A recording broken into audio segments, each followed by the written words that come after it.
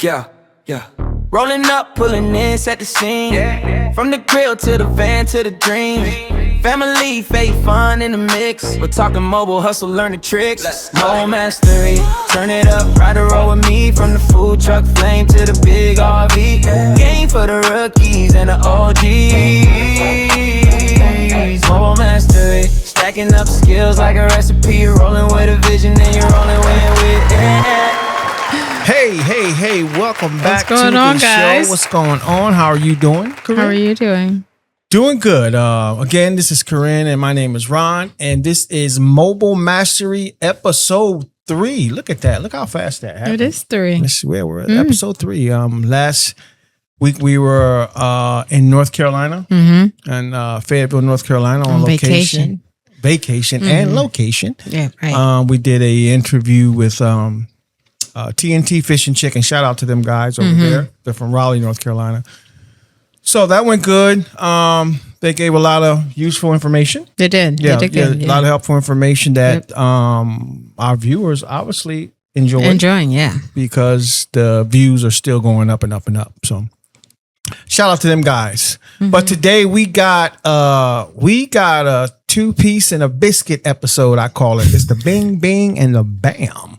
So a lot of this is we're going in. We're going in today. This a lot is of good information. A lot of good information. So today, the title is The Dream versus Reality. 7 things that they never warn you about. Right. So the dream is great, but there is a reality. There's going to be a reality. To face. Yeah. So we're going to focus on 7 things that no one ever told you about. No one ever told you about. Stand close. We'll be right back. Thank you.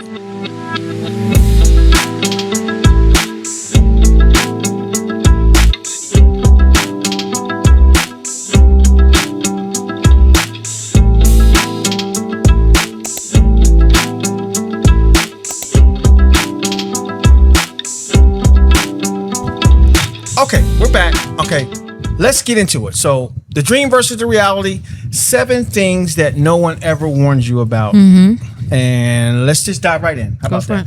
Let's start with number 1, number uno. Someone should have told you, and if you don't know, you're entering into the hospitality business, not only the food cooking business. Right. Absolutely. So, what does that mean? What does that mean? What does that mean? What does that mean? So basically, it's your first impression when you go to someone. Okay. So it's not only how your food looks, but how I'm treated there matters. Okay. Wow. So how you treat the customers. Right. Absolutely. That's important. Yeah. Okay. I think that's more important than the food itself. Whoa. I think. Hold on. That is she says it could be more important than one more time. More important than the food. I believe so. Okay. I'm with you. I'm tracking with you. Okay. All right, good. Another one is, how clearly is your menu written? Yeah, because that matters. That matters. If I can't read it. If you have a menu on a little 8.5 by 11 sheet of paper, that's probably not good, because I have to wait till I get to your window to now see, and then that holds up the process. Line. You know? Yeah. Now I got the person behind me waiting. You're right. It's not good. Yeah. Excuse me.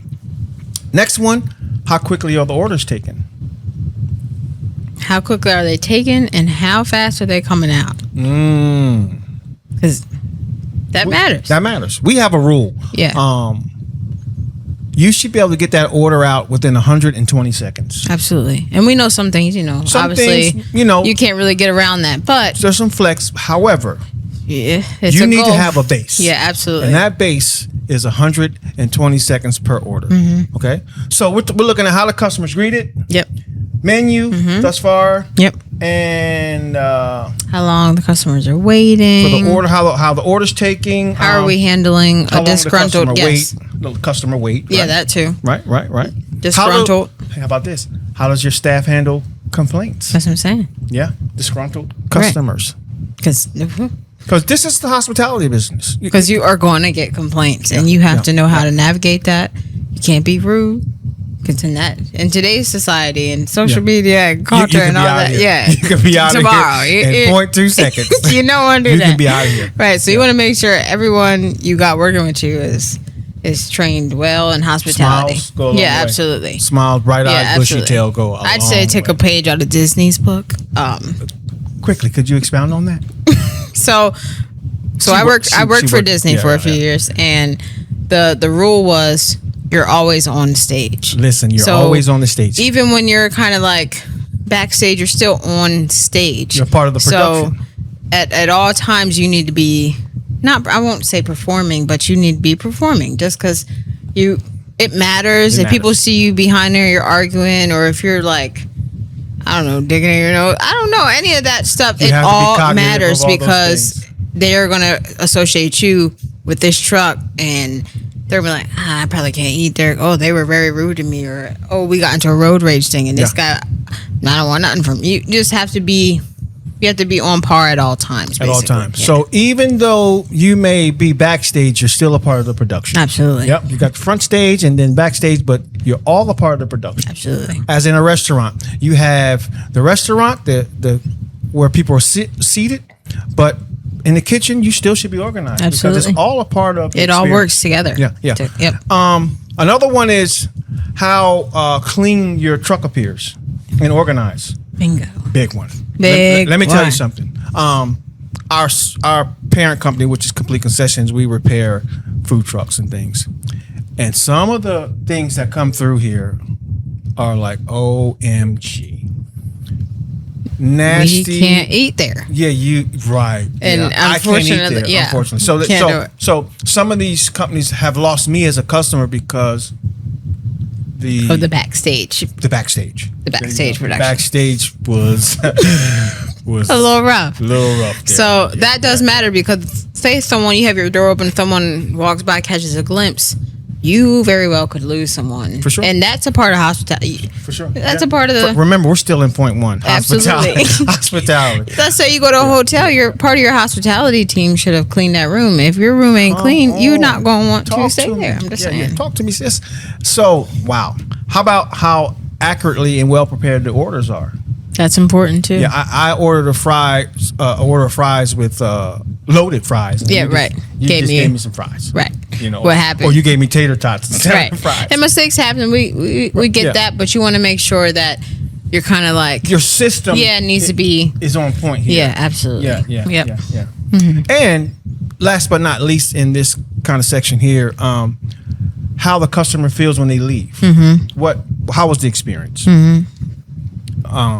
Am I like, wow, I'm coming back? Right. Or I'm never coming back here again. I'm never coming back here again. Right. I didn't get my money's worth. Or am I back in line to get a refund? Right. That all matters. Because this was... Because your personality matters. And just when I come up there, if I feel like you do not want my business or I'm inconveniencing you, I'm probably... Yeah, either I'm going to step out of line or I'm just not going to ever come back. Yeah. And some people, I'm going to leave it there. I'll leave it there. Like we said, it's hospitality. The food matters, but the hospitality matters. I think more. Yeah, I definitely think more. She says more. Okay. Let's say, and was it worth the price? Yeah. Was it worth the price? Because here's the reality. You can have your tribe saying you got the great food, right? Mm-hmm. And it really hasn't been tested. Right. You it's only been beta tested by you want to beta test this with some people other than your family. Yeah, an unbiased and group your of friends. People. Some unbiased group of people that who are what you call them? What? Who are not yes men. You want some no men. Yeah, you want some no men. Want some no men. Yes. To tell you the truth, because I see a lot of people get out here and they're out here because their friends told them they have good food. Mm-hmm. And boy, it's nasty. It's nasty. But, I don't want to beat anyone down, but that's the reality. Yeah. You just make sure you got a good product. Yeah. I'm out here, the food has to be good, but I want the experience to be great as well. Yeah, because sometimes if my experience is good, I can overlook the taste sometimes. Yeah. Because I had a great experience, I can overlook some things if I had a bad experience and the food is bad, now I'm just upset because now I wasted my money. I'm mad because I got people angry at me. Okay. Like, you know. Okay, cool. All right, we're jaw jacking right now. So let's go into the next point. Point 2: how bad weather can affect your best sales day. Right. This is a tough one. This is a tough one, and I personally had to navigate through this myself A couple times with big events. So you're at an event. The event planner is expecting 3,000 to 5,000 people. Mm-hmm. So you have to get extra meat, drinks, paper products, right? All those things, prep. All of this stuff. So it's a big event. So you got extra of everything. Mm-hmm. However, on said day, we got heavy downpours, storms. And you are already at the event when this started. Right. We've been there, done that, literally. What do you do? Panic. Outside of panic, what do you do? Because here's the reality. You have to think about your customer. Your customer at that point has the right to say, I'm going to stay at home. Oh yeah, absolutely. I'm not trying to get wet. It's too I don't want to be wet. Mm-mm. It's too cold out. I'm going to find me somewhere indoors. I'm going to find me somewhere indoor to eat. I want to avoid standing in some lines while it's raining. Right, absolutely. Long lines while it's raining. And I'm going to skip all of this and just go find me some drinks and dessert. Mm-hmm. So you have to be ready for this. Yeah. So how can our viewers plan for this? How can let's give them some advice. I'm going to give you the first one. Go ahead. Because you have to think this big event, I'm quite sure you pay some fees. Oh, yeah. You pay fees to get in. Yeah. And normally they're in the hundreds. Yeah. Yeah. Almost always. Yeah, always, pretty much. Yeah. And if it's a super huge event, it could be in the thousands. Right, depending. Depending, you know, where you're at and demographic and all those things. So, however, the first thing I would tell you to do is, what is the weather and refund policy? Yeah, always check that first. You want to find that out up front. Is there going to be a rain date? Mm-hmm. Is if there's not a rain date, what's the refunds look like? Are we refunding our money? Because you know, maybe you can't save all the food, but at least you can get some of your fees back. Exactly. If there's some sort of refund, or if you know, rain date may be the next day. At least you could save some things like that. Definitely having some insurance. There's some insurances that, you know, will help with that. Good. Just in case of, technically that's a loss of product or loss of whatever that's called, but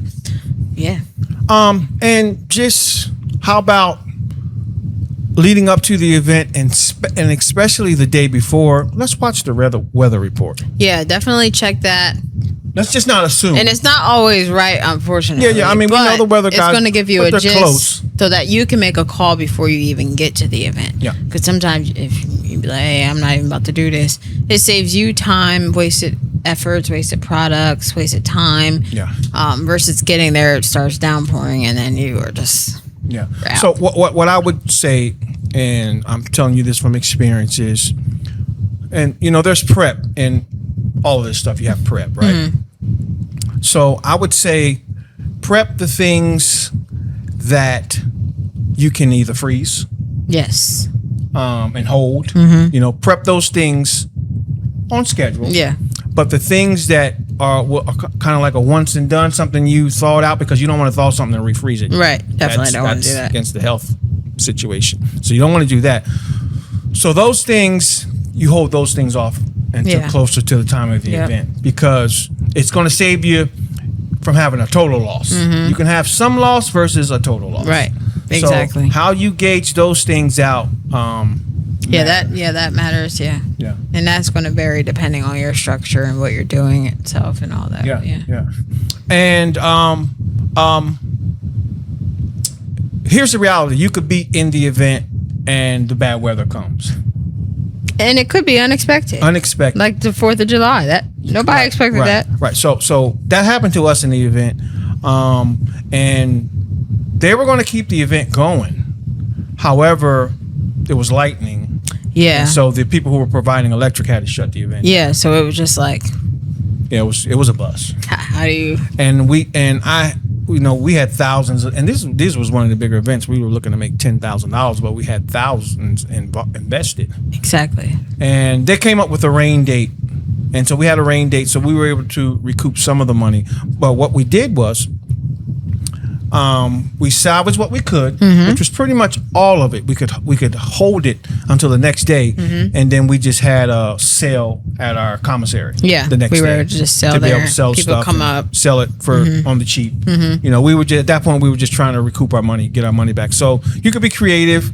Hey, even sell plates if you need to. Some quick plates. Pickups. Hey, pickups. We're still parked here in our trailer or our truck. Right. Just come by, grab a meal, and said meal is $10. Right. Yeah, we're gonna just to get your cost back of what you put in. The You might not goal make is no to kinda, money, but you break even. Try to recoup some of what you did. Right. And it's important to know your numbers because in this scenario, knowing your numbers, you can be creative so you don't lose a whole week's worth of income. Right. Absolutely. And not basing that whole week's on one event. Yeah.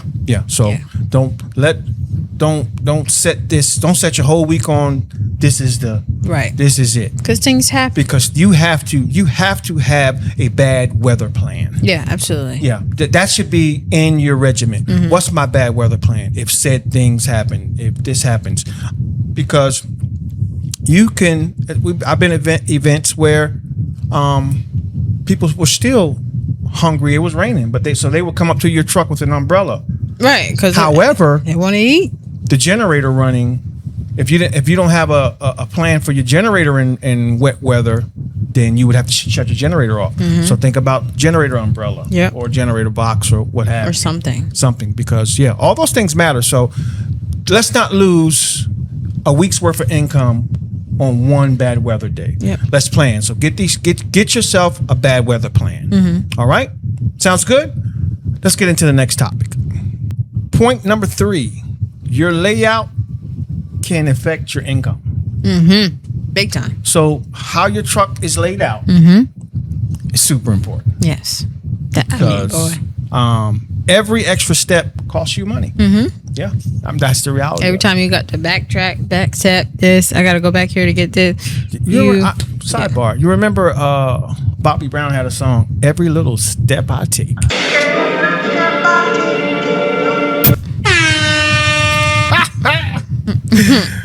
Corny there. So every step costs you time and costs you money. And money.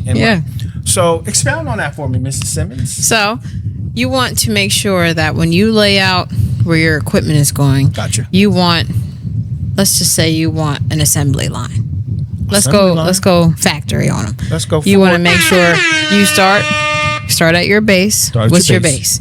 Then you need to go work. If you got toppings or if you have this is going next, it just needs to be a smooth layout so that when you get to the end of that assembly production line, you have a finished product that's ready to go right out the window. To the window. So you wouldn't want your window back up where you started your base. You sure don't. Yeah. You want, you like, now we're backtracking. The fridge is over here. Then we got to go over here. You do not want to do that. So what you don't want to do is cause a traffic jam inside of your truck or trailer. No, people running into each other. That's a no. You know what? Before we got our system down, we had a traffic jam. We had that. We ran into each other, yelling at each other because move out my way. Yeah. All that. Yeah. We didn't know. We didn't know. Some of you may. We got there. Yeah. Eventually, but it takes some time, and because we were new to this still. So let me tell you what happens if you don't do what we're telling you. You're going to have longer ticket lines. Yes. Right? You're going to have a slower line. You're going to have frustrated customers because you have slow lines. Right? You're going to have fewer completed orders. And you're going to have employees that are more fatigued. And you can have mess ups. And more mistakes. Yeah. So just by not getting your line in order or your system or your flow, it affects so many other things. Speed determines, we're back to that hospitality thing. Yep. Speed determines my experience with you. I remember they got me out of there. Right. Like, dang, that was quick. Yeah. Or, man, I was waiting. I mean, food was good, but man, I'm not about waiting. 20 minutes. I'm done. I'm never doing that again because it took me 20, 30, 40 minutes. Yeah. And I heard people say an hour to get their food. And that's insane. That's a bit. Yeah.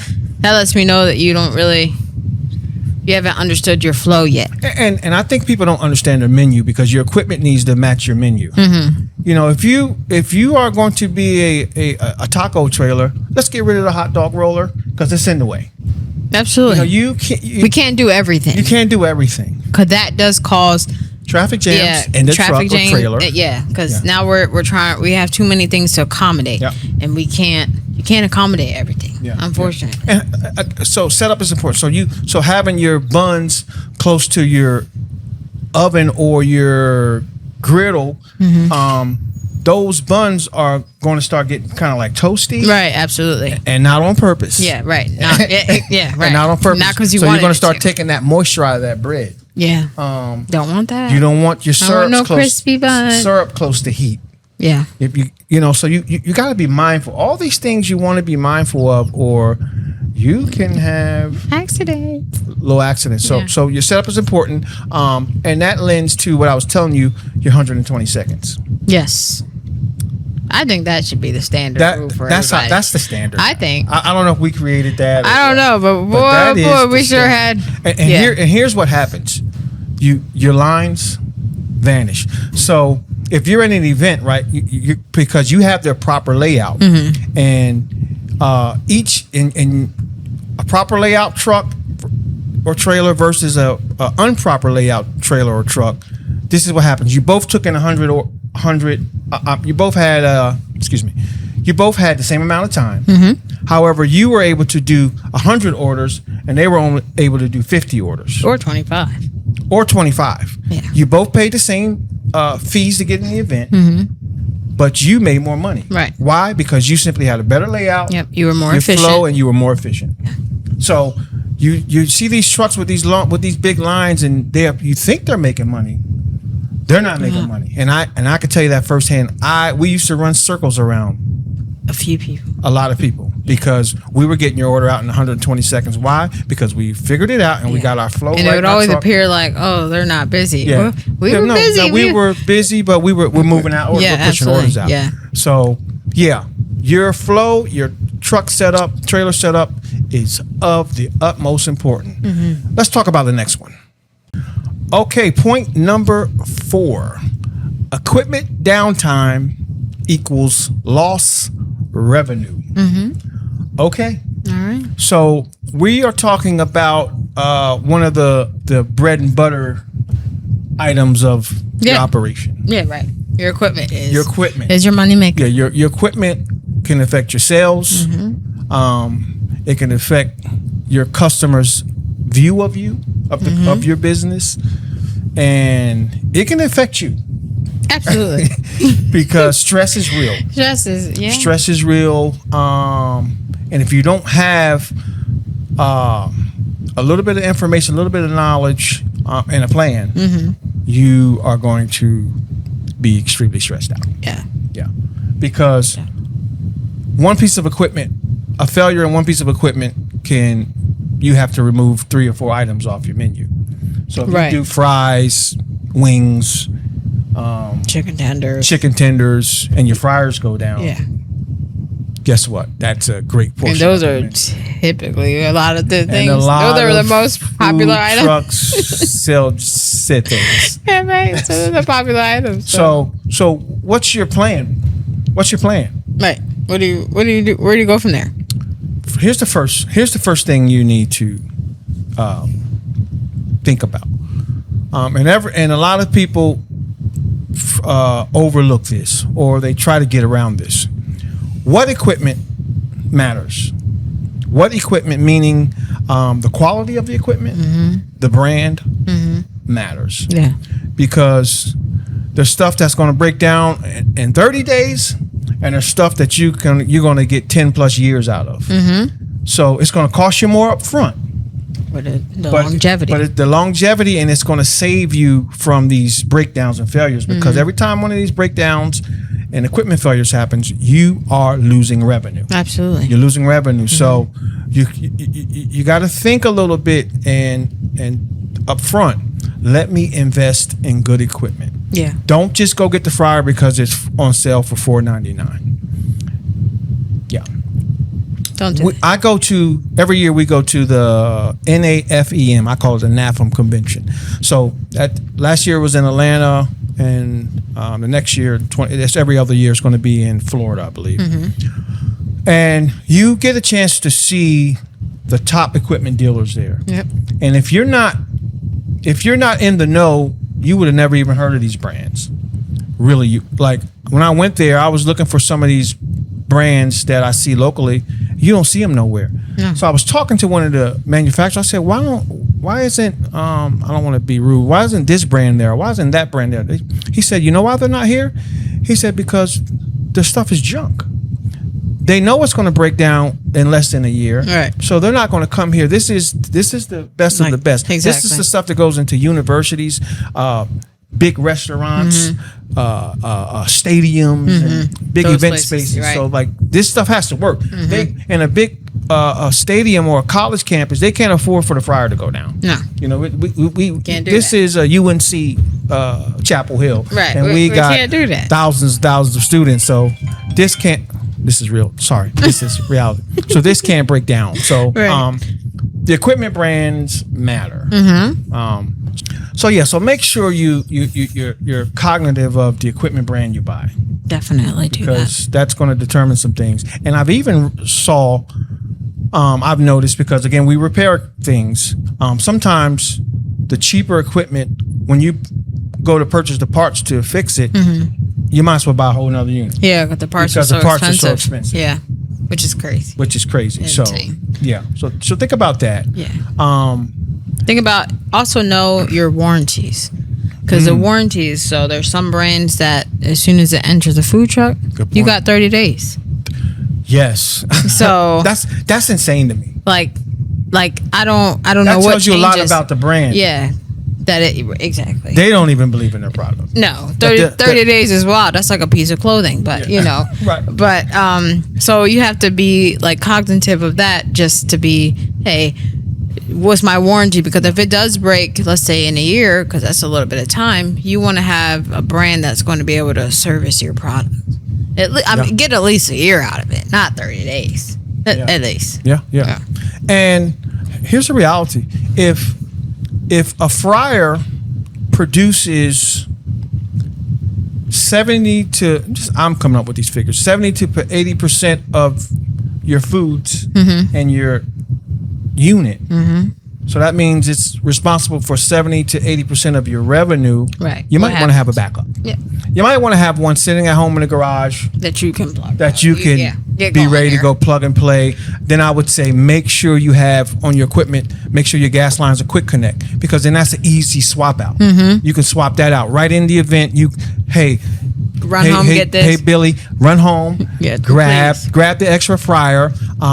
Make sure you have the containers where you can drain the hot grease in. Those are insulated containers. Drain that hot grease in there. By the time Billy gets back, you already have the other one ready to go. You just Boom, There you plug go. and play, and you're back in service. And when you're getting and when you're getting your food trailer and trucks built, talk to your builders about quick release. Like, I want to set my equipment up there as quick release. That way, when this happens, you can quickly swap and change it out. Absolutely. Yep. And maybe keep some basic tools, because some things are just Inevitable. a basic fix. Yeah. Keep some basic tools Yeah. on hand. So And I would say servicing your equipment too, like making sure that you're doing the proper maintenance on it at home. come on, Just say because that again. that matters. If we're not doing no maintenance on it at home, Yeah. or even just getting it fine tuned, getting it checked, especially after like what is it, the winter season? Yeah. Typically, we've run into a lot of repair jobs after the winter season because people didn't properly Yeah. set themselves up for the next season.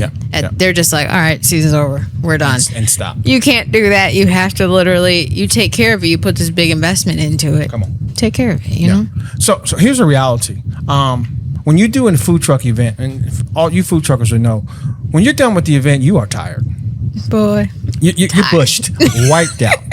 Don't want to touch another nut. Last thing people want to do sometimes is clean up, clean the trailer, and service and maintenance things. But it is so important. However, it's so important that if you take care of the fryer, the griddle, your plumbing system, the mounts that mount your equipment, if you take care of those things and look over them often, service them often, maintenance them, not service, it's going to last you a lot longer. Yeah, it's going to take care of you. Yeah, it's just not like I got a food truck, let me cook, and I'm just going. I come back. No, the work doesn't stop. This is the backstage we were talking about earlier. It's the backstage. Part of the production. It literally is all part of the production. Here we're back to that. It's all a part of the production. Yeah. So you have to make sure you are doing your part. Because this stuff is not meant to last forever. No. But it can last a long time if you treat it and maintenance it properly. Yep. When's the last time you cleaned your fryer out and the jets and you went in and cleaned those jets out, all those individual 9,000 holes I call it on there.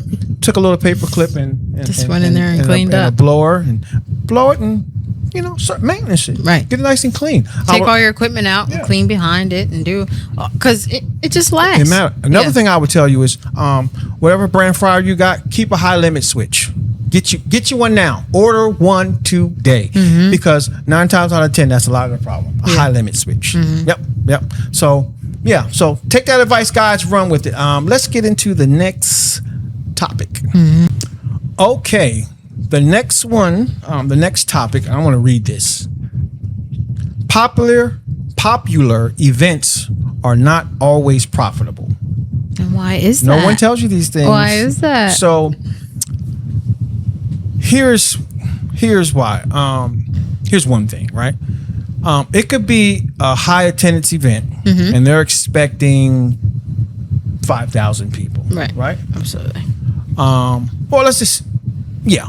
but they booked 50 food trucks. That doesn't mean all 5,000 people are coming to your truck or trailer. No. And that's if 5,000 people show up. And that's if 5,000 people actually show up, because these event holders, they definitely jack up the numbers on here. They do, and so I'm in the vendor space in a different capacity versus the food truck. So I'm in the vendor space on my own thing. So message. A lot of times they're charging these big fees, promising this traffic, but they're not marketing the event well. It's not tailored correctly to your brand specifically.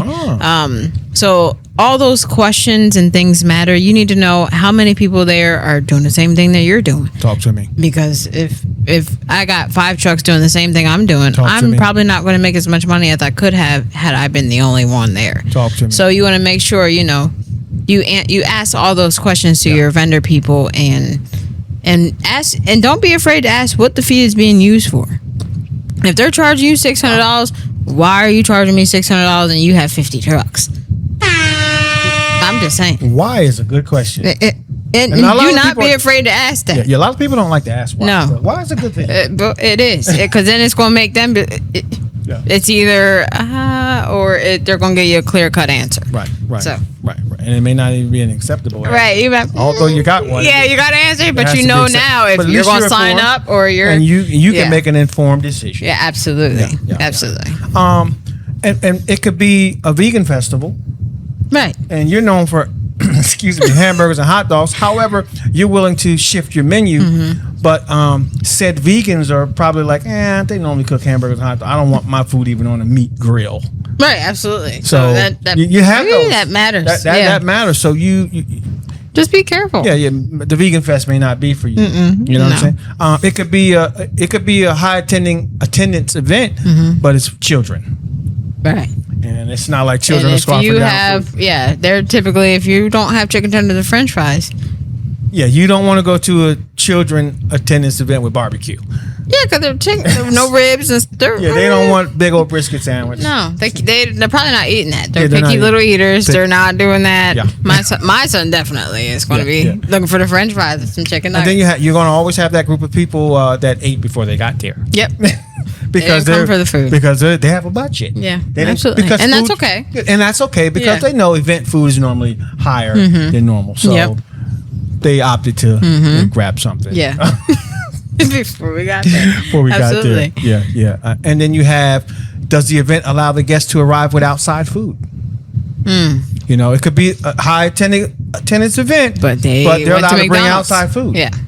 So they're coming in there with a whole pizza. Yeah. And you're sitting there like, you're like, wow.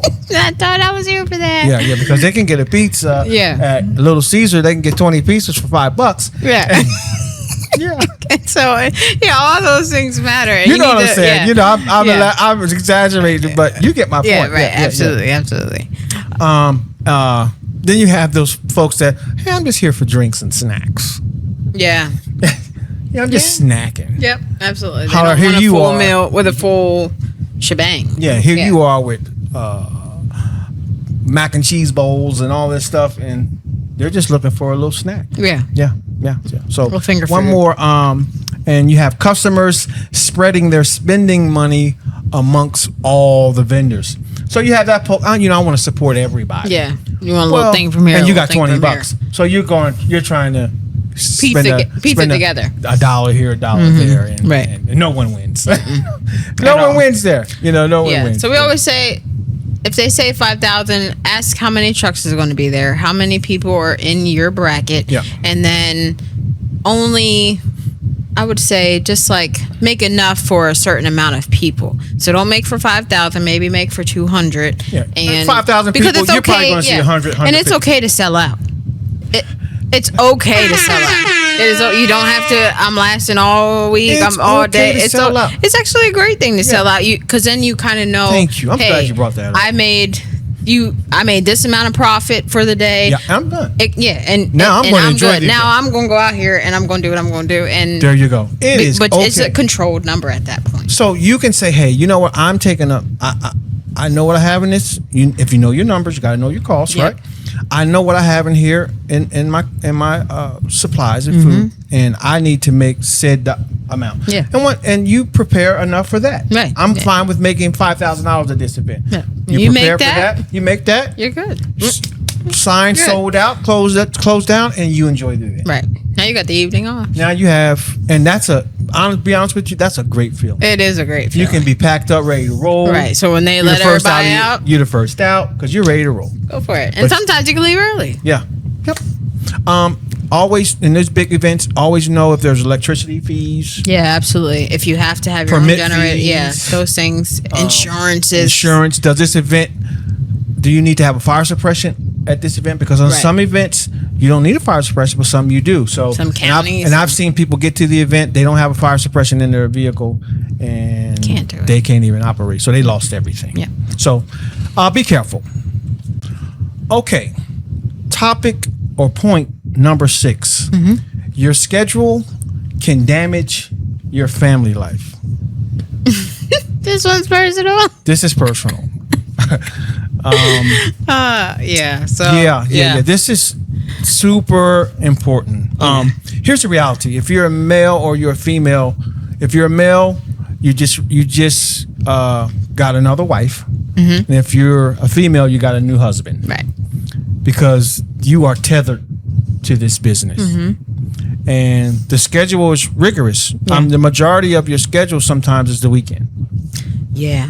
Which is most people's family time. That's most people's family time, vacation time, birthday party, cookouts, birthday parties, all the fun stuff. Yeah. Family reunions, birthdays, celebrations, weddings. Right. Exactly. So I go see it. And your daughter has a recital or a game or an assembly or something of that nature. But this is how you pay your bills. Right. So you're fighting here. You're trying to wrestle through this whole thing. Get that balance and get a balance or a rhythm. And you think about trying to get a balance. Think about that. Like it becomes frustrating. And it's hard. It's hard. And I used to beat myself. I beat myself up because my kids would say, "Dad, you weren't there for X, Y, and Z," and that was rough. It's rough to hear. However, they've become adults, and now they're able to say, "You know what? As an adult, I understand." Yeah, we get it. They get it. You were trying to take care of us and provide for us, but they get it. But it's a lot. It's more. It's a lot. Yeah. What do you got to say? So, it is a lot. So, with us, when we had a food truck, you heavily depend on your family. Yeah. Because you're not at the point where you can pay no outside people. You don't really want to do that yet. You're still in the beginning stages. You don't trust anyone. Yeah, you don't trust anyone yet. Because it's your baby. recipes, those things. And so you're relying on your family. So that means, instead, as me, I don't even know how old I was when we first started this, but I'm up now on the weekends or weekdays. I'm up at 5 a.m. smoking ribs. Right. Or all night. Yeah, right. Or all night, which we've done here. And so I'd rather be in bed, but I'm up helping my dad. And and looking at him like, and like, you can't always afford to pay your family. So then they're looking at you like, man, I've been out here for 12 yeah, like, hours. like, are you going? So then it causes a little rift in here. Yeah, internal a little internal rift. And then you're just I could have got a job. right, and I'm out here, I'm sleep deprived, I'm tired, then we have to go to the event. So, like, all those things you just have to take into consideration. You have to work out, you have to map out, and there's going to be frustration. There's going to be probably some crying and probably some in the background. Yeah, some complaining and stuff. And also a successful schedule means some things. So you got more booking requests, right? More catering opportunities, more employees to manage because you're successful. Yeah, now, absolutely. Right. You have more equipment to maintain. And breakdowns and all those things, and then you're going to also have, because your schedule is rigorous and you're successful, more customer expectations. Yeah. So all of that equals more stress. Yeah. And now you're going to take that stress home to your wife and or kids, because you got them out. They're out the truck or trailer at this point, right? And you got employees, but you're going home with frustration, right? So now. You didn't snap out on little Johnny and little Susie working in the truck, but you came home and your daughter just said, "Hey, Dad, could you move that over here?" Yeah. What do you mean? And you snap out on her. And she's looking at you. She's looking at you like, what is going on? And this is all because you're frustrated because your schedule's rigorous. You have more you're responsible for, and you have more stress. Yeah. So my advice would be to, before you even get in your truck, have this conversation with your family, because it's inevitable that this is going to happen. Like, good point. You're going to be frustrated. It's because it's frustrating. You're tired. It's hot. You're in the summer. It's hot. It's just like, you just need to have this conversation, lay out all the scenarios that you possibly can, how you think you're going to be able to work through it. And just, I feel like if you come up with a game plan beforehand, you'll set yourself up for better success in that aspect. Because I wish we would have did that, to talk about, to really dive into what we're getting ourselves into. Yeah. Because really, we just dove in and we did. Yeah, we didn't know at all. Splash. Yeah. Dove right in. No idea. No idea. So, and another thing I would say is, when it all gets overwhelming, rely on God. Absolutely. Lean on God, because trust me, He can, he can just make it all better. How about that? Yeah. Yeah, absolutely. And one of my prayers always is, God, give me ideals and concepts, because there are practical things you can do to minimize your stress. One thing I would tell you is, pay someone to clean your trailer or truck. Yeah, take that off yourself. Take that off immediately. Yourself. You can't be the CEO all the time and still cleaning the bathroom, so to speak. Yeah. Delegate. Right. Hire you someone to clean out your unit. It changes the game. Yeah. It takes that off. So now when you're done with the event, you can go and go home. Because rest and recoup, and then you have that person scheduled to come in, get everything cleaned up, wash the dishes, so you can go out and have you ready to go the next day. Yep. Changes the game. How you prep and prepare. So if you know you have 2 or 3 events that weekend, do all the prep for all events that day. So that way, you can go to your commissary, or if you're self-contained, you can just pull it as you need it. Right. Absolutely. And it keeps you ahead of the game and not so in the mix at the moment trying to prepare all these things. Right. Yeah, those things. And have a plan, because bigger schedule, you can get confused quickly. Yeah. So having a checkoff sheet, because when you're in stress mode, everything. You'll forget something. Yeah. So having a little checkoff sheet, did we get this? Did we get that? Did we get this? Did we get that? Changes the game. Yep. Right? Go over it a few times. Yeah. So let's get into our next point. Okay. We're going to get into the last point, but one more thing to piggyback on the previous point. Missed moments can't always be recouped. No. So be mindful of what you put money in front of. Yeah. If it's a very special event, sit that one out. Definitely. You should sit it out. Take intentional time off too. Ooh, yeah. Hold on. Yeah, I'd say be intentional about the time you take off. Yeah. Make sure you're taking breaks. Yeah. That's going to recover your mind, your body, your soul, your family, all those things. Yeah. I think take the vacations. Booked and busy is not always the best. Hello. She's doing it. Okay, so point 7, and this is the final point. Selling food and making money are 2 different things. And you need to have skills in both of those areas. Yes, absolutely. So, you know how to sell food. You know how to well, what I'm saying they do. I hope you do. You should not be in this industry. If you know how to get on Instagram, post this beautiful dish you just made. Absolutely. You're getting hits, and people are like, ooh, I want some of that. Right. You know how to go to Chat GPT, give it a prompt to make a flyer. Food looks all succulent. Right. Delicious. You know how to do all those things, and you know how to make good food. It tastes good. Right. You know how to sell it. You know where to sell it. You are in the business and it is working. However, you can't pay your bills. Right. There's a disconnect.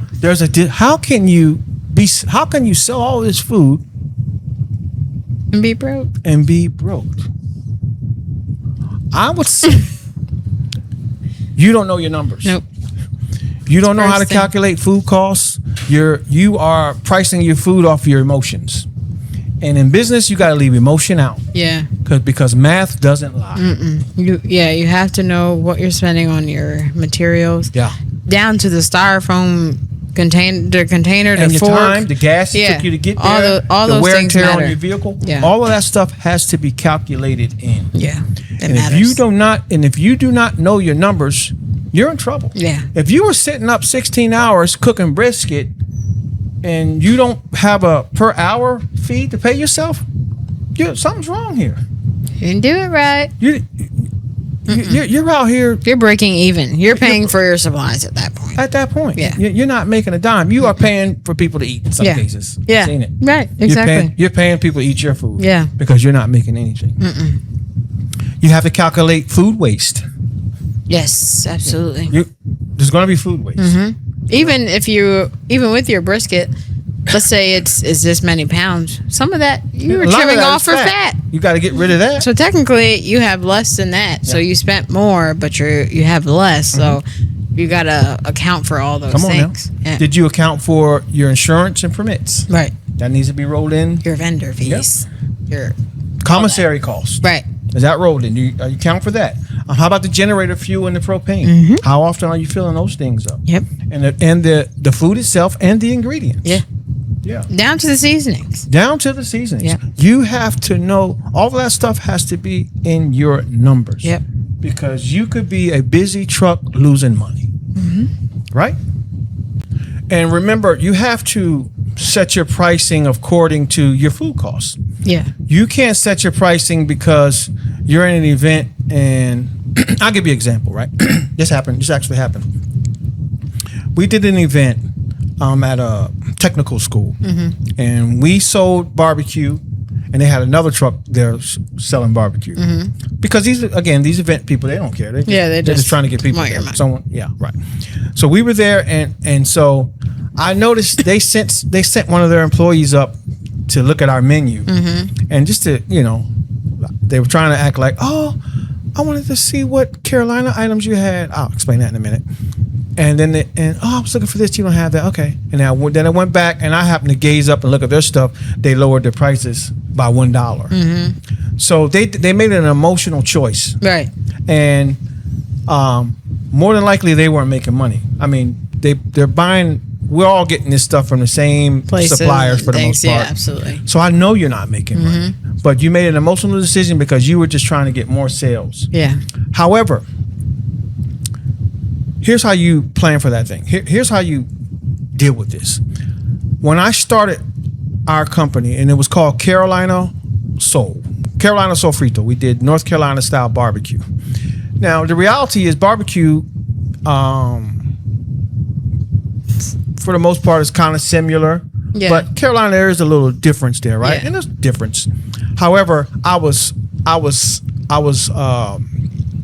there is a difference in barbecue. Let me not say that. But I was cognitive to say, this is what I'm going to do. I'm going to say I have Carolina style barbecue, because if I'm ever at an event with another barbecue truck, I'm still making sure I stand out. Yeah, absolutely. You're not just I'm not just pulled pork, pulled chicken, brisket. Right. Well, I have all those things, but it's Carolina style. Right. So these little things can help you. Yeah, you can help you. Yep. So you can help you stand out. So yeah.